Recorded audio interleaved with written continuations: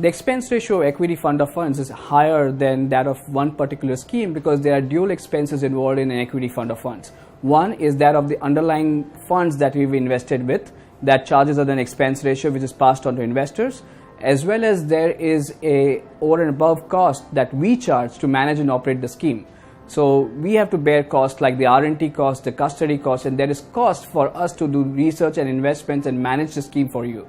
So there are dual set of expenses that investors end up paying in an equity fund of funds.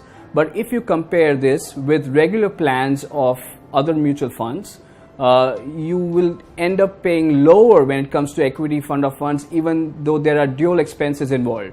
So if you take, for example, underlying funds direct plans are priced at about 1%.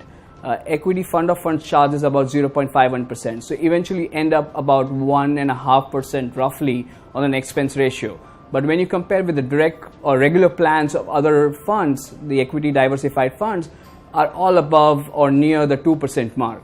So even if when you compare with those regular plans, you end up saving about 0.5% when you invest with the equity fund of funds. So there are dual expenses involved.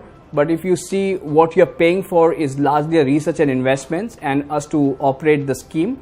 And when you compare with the regular plans, you still end up paying less when it comes to equity fund of funds. So it's a myth that you end up paying higher and the dual expense ratio becomes an hindrance for your investments. But actually it is much lower when you compare with the right thing, which is the regular plans that you compare with, and which is here it's much lower than that.